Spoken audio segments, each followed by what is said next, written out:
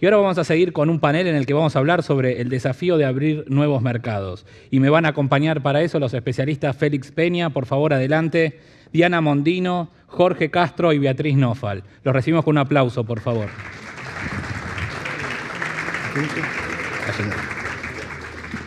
A medida que se van sentando los presento, a mi derecha, como les decía, Félix Peña es especialista en relaciones económicas internacionales. Él es director del Instituto de Comercio Internacional de la Fundación ICBC y de la Maestría de Relaciones Comerciales UNTREF, entre otros tantos estudios y cucardas que tiene. A mi derecha, Diana Mondino, ella es directora de Relaciones Institucionales de la Universidad del SEMA, es economista, tiene un MBA por el IES de España y es licenciada en Economía por la Universidad Nacional de Córdoba. Así es, ¿no? A mi izquierda está Jorge Castro. Jorge es presidente del Instituto de Planeamiento Estratégico, es columnista en diversos medios y fue secretario de Planeamiento Estratégico de la Nación entre 1998 y 1999, ¿es correcto? Además de docente. Y a mi izquierda, Beatriz Nofal, que es directora de la consultora EcoAxis y fue Sherpa argentina del G20, es socia fundadora de la consultora y además es fue presidenta de la Agencia Nacional de Desarrollo e Inversiones y diputada nacional. Beatriz, empiezo por vos. Del G20, de aquel G20 de fin de año al día de hoy, ¿qué quedó en materia de inserción de Argentina en el mundo? Parece tan lejano y pasaron tantas cosas. Bueno, lo primero que quedó es una imagen muy positiva de la Argentina en función del buen desempeño que tuvimos en el G20. Yo este año he sido co-chair, o sea, segunda, por decirlo, co-jefe del grupo de inversiones en infraestructura del T20 en Japón. Me invitó Japón y las veces que intervine siempre, y esto a nivel tanto con el presidente del Banco Central, con el ministro de Relaciones Exteriores, destacaban el excelente desempeño de la Argentina en el G20. Eso en términos de imagen. Obviamente la crisis actual nos deja un problema de credibilidad, de confianza, etcétera, que tenemos que tratar de recuperar de manera urgente. Lo segundo muy importante es, en un momento donde la Argentina necesitaba ayuda, nos conectó mejor con el mundo y pudimos disponer de la ayuda del fondo. Y lo tercero, que en realidad se inicia un camino, pero queda pendiente, y para mí es clave para este tema. Se habló entre las propuestas, hay dos temas claves que quedaron para el futuro. Uno que tiene que ver con el tema de la reforma de la OMC. ¿Qué es la OMC? La Organización Mundial de Comercio, lo que rige el comercio multilateral. Bueno, en la OMC hay una serie de reformas pendientes. La lucha o la guerra comercial entre China y Estados Unidos tiene en parte que ver con eso, pero hay un tema que es clave para nuestro desarrollo. Para desarrollarnos, la Argentina tiene que fortalecer su oferta exportadora de bienes y servicios transables, mejorar en valor agregado y en complejidad, y mejorar el perfil de integración al mundo. Si tenemos un perfil solo centrado en commodities, vamos a estar atados a los ciclos de los precios de las commodities. ¿Y qué es lo que faltó? Yo esto lo escribí en un artículo que está publicado en uno de los medios. Faltó que nosotros, en ese momento, teniendo la presidencia del G20, uno tiene la presidencia del mundo. Yo acompañé la presidencia de Alemania. Que señaláramos que los países desarrollados, y ahora China y otros, no han cumplido con el artículo 20 del Acuerdo de Agricultura. Félix esto me ha acordado, me ha escuchado muchas veces. ¿Qué decía ese acuerdo? ¿Qué decía ese artículo 20? Que los países desarrollados tenían que hacer una reforma permanente para limitar el comercio exterior. ¿Eso qué quiere decir? Limitar subsidios domésticos, abrir sus mercados a las exportaciones. Esto es clave para que la Argentina exporte valor agregado en alimentos. Obviamente no es solo alimentos, es industria, servicios basados en conocimiento. Pero esto es clave. Los dos continentes en el mundo, y con esto termino, que no han convergido son África y América Latina, sobre todo Sudamérica. ¿Qué es lo que tenemos en común? Los dos tenemos perfiles de integración al mundo centrados en la exportación de commodities. Y los países que convergieron, ¿qué hicieron? Crecieron en la complejidad de su estructura productiva, crecieron en la complejidad de su estrategia exportadora. Así que este es uno de los temas claves que la Argentina debe, con un protagonismo activo y coordinando con las posiciones con América Latina y otros países con similares intereses, poner sobre la mesa de las reformas de la OMC. Jorge decía, Beatriz, algo. Esta debilidad de la oferta exportadora, ¿es realmente, vos creés, la causa de la crisis del sector externo? Absolutamente. La crisis del sector externo es la raíz estructural de la crisis argentina. Y el núcleo de la crisis del sector externo es la debilidad de la oferta exportadora del país. La Argentina exporta por año entre 50.000 y 80.000 dólares anuales. Esto para un país que tiene 43 millones de habitantes y que tiene el mayor ingreso per cápita de toda la región. Al mismo tiempo, esto implica, en términos comparativos, que la Argentina, con 43 millones de habitantes, exporta menos de la mitad de lo que exporta Chile, que tiene 16 millones de habitantes. Exporta la tercera parte de lo que exporta Brasil. Esto es un ejemplo que se puede reproducir en toda la región. En definitiva, en la crisis del sector externo está la raíz estructural de la crisis argentina, que incluso repetidas veces ha arrastrado al sistema político. Y a su vez, el núcleo de la crisis del sector externo es la debilidad de la oferta exportadora del país. Diana, en el caso de este año puntualmente, las retenciones, ¿fue de lo que más impactó en el sector exportador? ¿Cuál es tu análisis? Las retenciones han impactado bastante, pero la preocupación es si va a haber o no nuevas retenciones con el nuevo gobierno, sea quien fuere. ¿Por qué? Porque las necesidades de divisas son enormes. Después me gustaría elaborar sobre lo que dijo Jorge, con lo cual concuerdo perfectamente, pero sobre todo que hay un error fundamental en creer que las retenciones están quitando algo que son ganancias extraordinarias. Si hubiera ganancias extraordinarias, entonces poner un impuesto a las ganancias extraordinarias. Pero hoy las retenciones es el equivalente a que hubiera una recesión. ¿Por qué? Porque si vos tenés ventas de 100 pesos y te quitan 10 por un impuesto de 10% a las retenciones, es lo mismo que si hubieras vendido 10 menos. Es equivalente a una recesión. Entonces, cuando alguien dice voy a imponer alegremente retenciones del 20 o 30%, estás diciendo voy a imponer una recesión de 30% a un sector. Y es cierto que ese productor va a vender a menor precio, pero toda la cadena que está atrás se va a tener que acomodar. Dicho esto, que es genérico, para Argentina en este momento poner retenciones sería macabro. Una, porque la única salida son las exportaciones. Y dos, porque todavía están para definirse, estamos en fecha de cosecha gruesa, de siembra de cosecha gruesa, maíz y soja. Si te dicen que no va a haber retenciones, posiblemente no llegues a sembrar simplemente porque los costos son más altos o que no te interese, y toda la cadena de valor para atrás se va a tener que ajustar. Entonces no le estás poniendo el costo solamente al productor, que ya de por sí sería probablemente insoportable, sino a todos los que están atrás. Eso para el agro. En economía del conocimiento ya hemos escuchado varias veces, la gente se va, factura desde afuera, cobran en Bitcoin. ¿Cómo te vas a enterar de que facturaron y de que hicieron algo? O sea, olvídate del sector de economía del conocimiento si se ponen retenciones. Y energía, vaca muerta, que es el otro principal. No nos olvidemos que no es un recurso convencional, sino lo que se llama shale o no convencional, que necesita permanentemente inversiones, en donde vos perforás un pozo ahora y en poquísimo tiempo, semanas, vas a tener muchísima menos producción.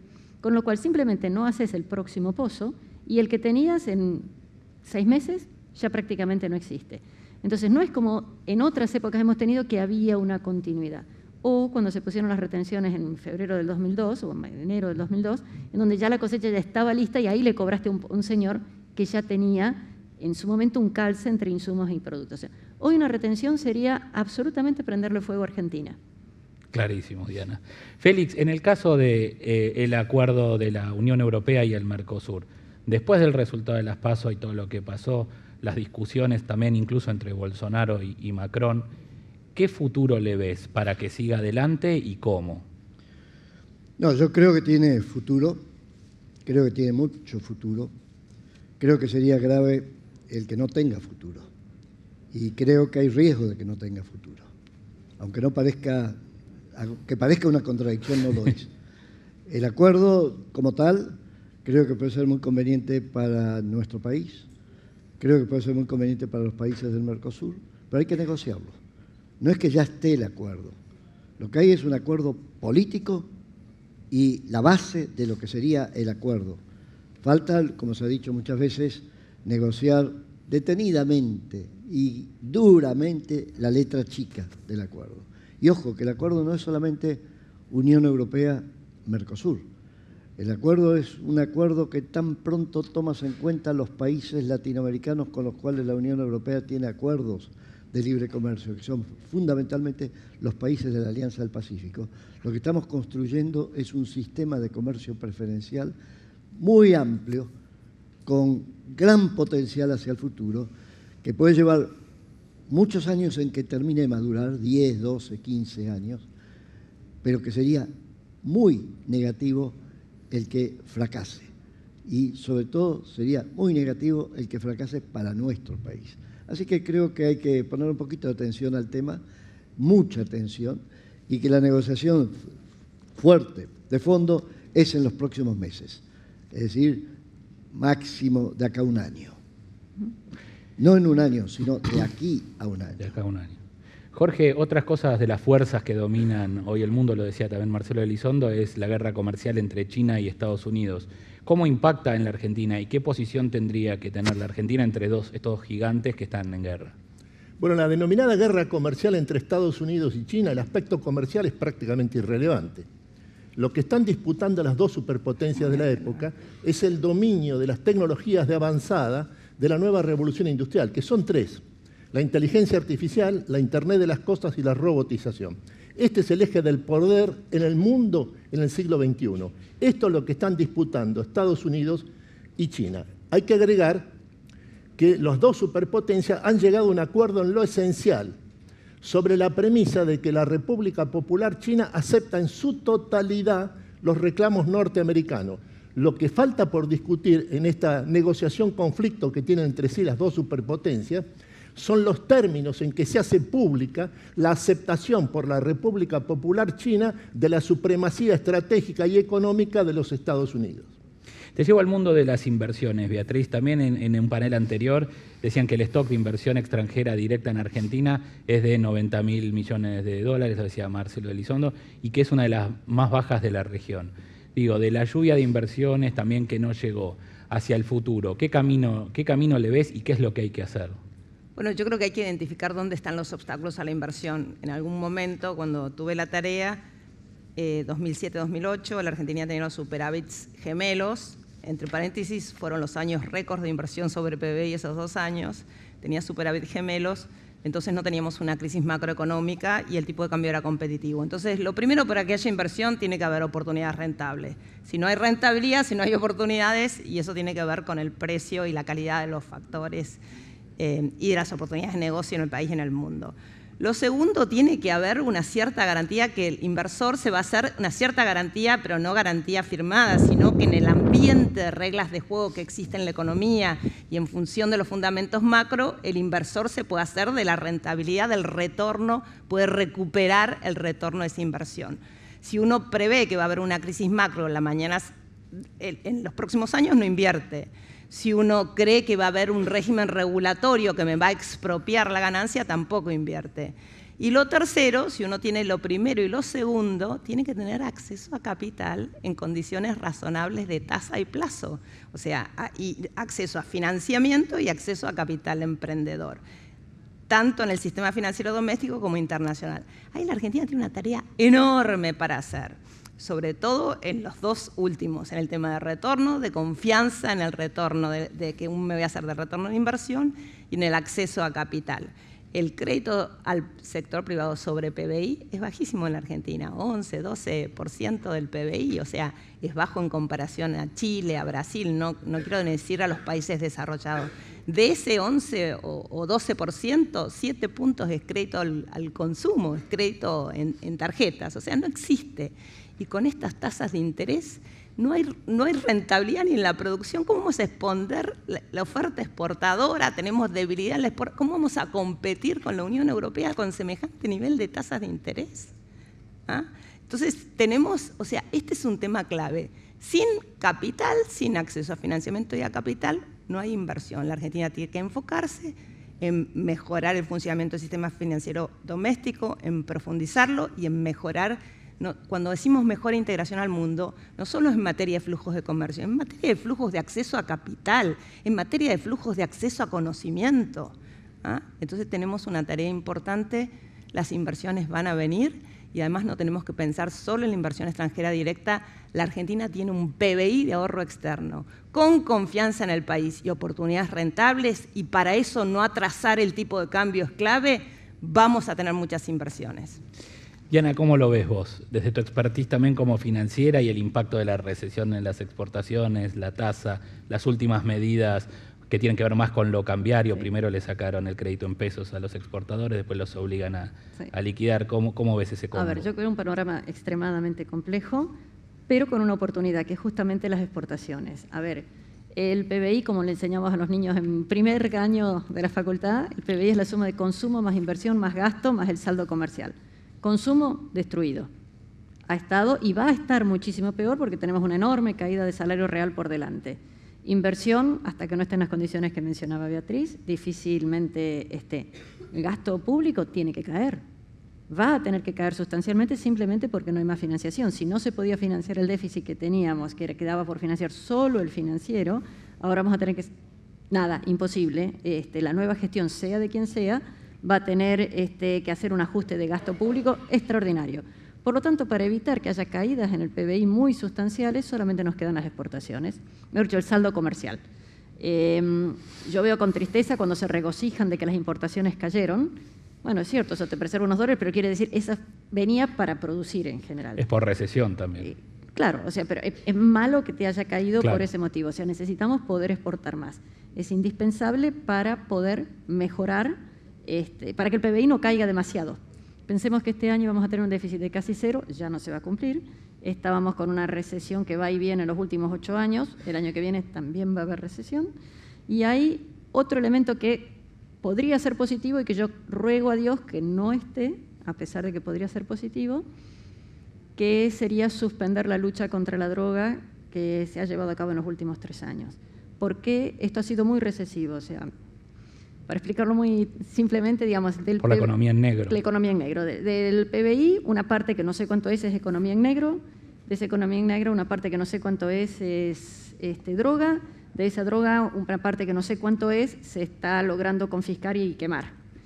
Por lo tanto, este pedacito del PBI al negro, al que es droga, al que conseguimos agarrar, este pedacito del PBI se quema. Y no es como que, bueno, engancharon la droga. Hasta ahora lo que se ha hecho es como si fuera una zapatería. Te saco los zapatos, te cierro el local y te meto preso al que vendía zapatos. Eso ha sido extremadamente recesivo en estos años y no lo hemos visto. Pero es positivo, como decías. Pero es muy combate. positivo. Quiero creer que esa política se va a mantener. Por lo tanto, decís de venir otro gobierno, sobre todo. Sea quien sea, esperemos que esa política de lucha contra la droga se continúe. Por lo tanto, las exportaciones son el único camino.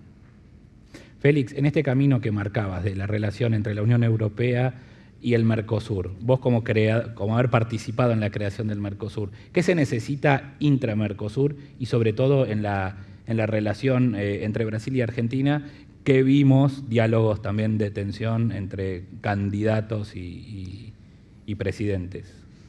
Quizá lo vincularía a lo último que estabas señalando, en el sentido de que un acuerdo entre países, como puede ser Francia-Alemania, comienzo de la integración europea, Argentina-Brasil, comienzo de lo que estamos viviendo en este momento, es algo que tiene valor, particularmente visto desde fuera de esos países, particularmente por quienes tienen que invertir en esos países, como algo que los ata y que, por lo tanto, restringe la posibilidad de que un país desarrolle comportamientos unilaterales que pueden ser percibidos como arbitrarios.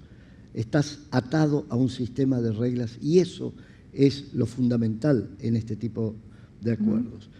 En el tema del Mercosur, la idea original, y Beatriz es testigo directa, es participante en eso, la idea original de Raúl Alfonsín, con Tancredo Neves, con Sarney, era precisamente generar lo que luego se transformó en el Mercosur, con un pacto de largo plazo de trabajar juntos a través de preferencias comerciales que debían ser negociadas en forma probablemente sucesivas y como pasó en Europa, no siguiendo un modelo teórico de cómo hacerlo, sino adaptándote a las posibilidades.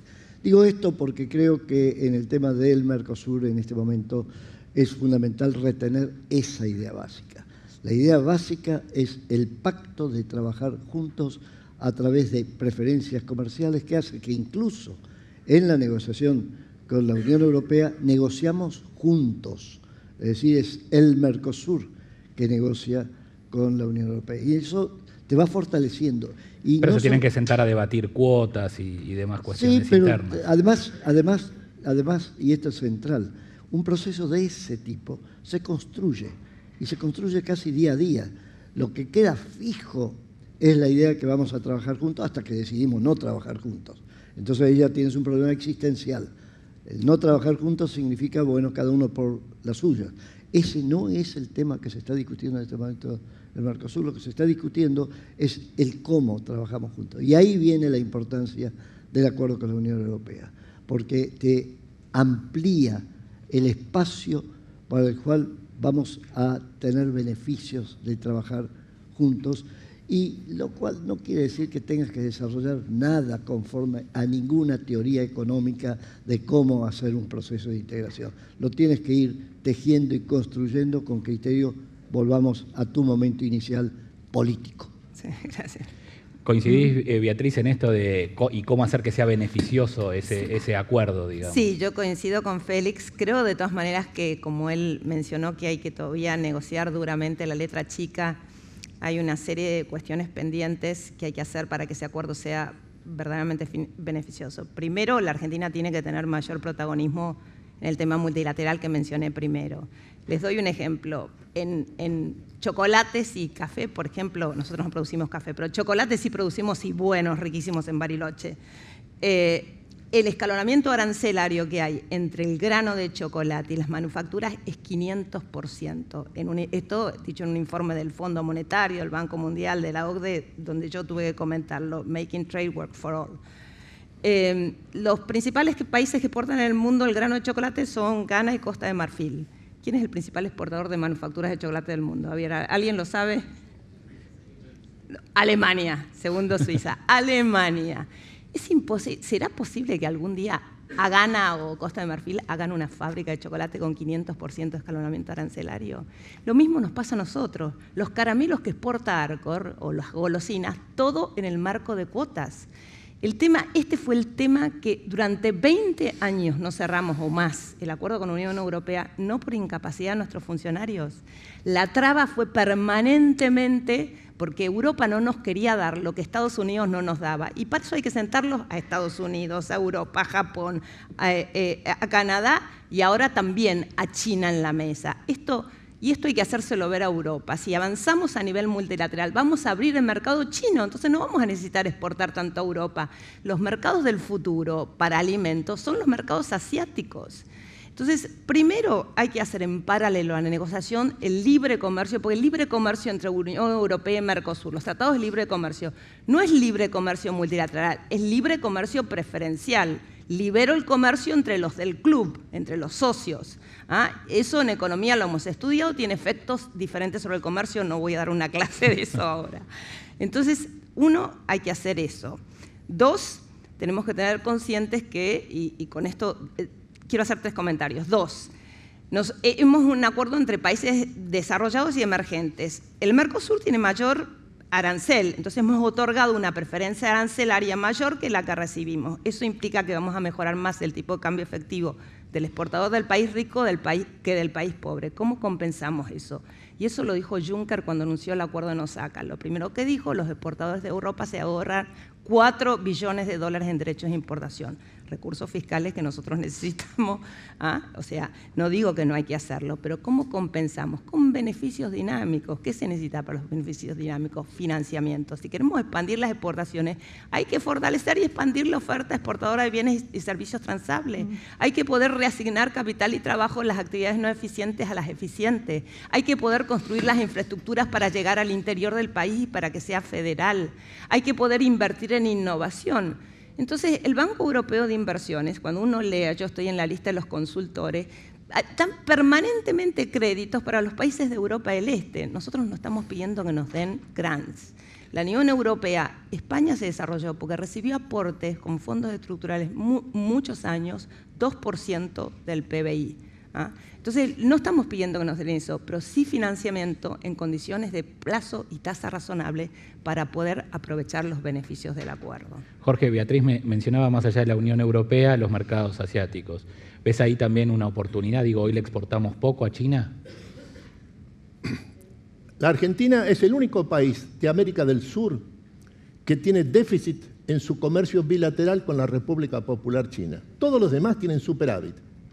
La razón por la que esto ocurre, este déficit de 8.000 millones de dólares por año que tiene la Argentina con China, se debe a que la Argentina le vende muy poco a China y tiene muy poco que venderle. Hay que ver lo que significa la estructura de las exportaciones del país. Más de 2/3 son productos agroalimentarios. Prácticamente el único sector significativo de la economía argentina que exporta es el sector agroalimentario. Por eso es que la Argentina le vende al principal mercado agroalimentario del mundo, que es la República Popular, lo que le vende, esencialmente commodities agrícolas. Le vende commodities agrícolas porque no tiene otra cosa que ofrecerle. Este es el punto crítico de la inserción de la Argentina en el mundo. Le falta qué ofrecer al mundo, le falta qué venderle al mundo. Les pido para cerrar, porque ya el tiempo nos corrió, una frase a cada uno, si son optimistas o no respecto del futuro y por qué. Muy optimista, a condición que hagamos los deberes. Y vamos a hacer los deberes a condición que entendamos el mundo. Me da la impresión que tenemos que hacer un deber muy grande, tratar de entender el mundo, por ejemplo, entender China, entender Estados Unidos, entender la Unión Europea. Hay que trabajar un poco. Diana, una frase. Ay, tengo obligación moral de decir optimista. Muy pesimista en Argentina, muy optimista con el mundo.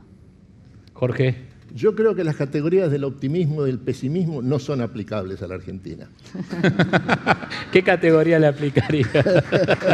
Le aplicaría la comprensión acabada de lo que es la realidad argentina actual, porque sobre la premisa de que la realidad siempre tiene razón.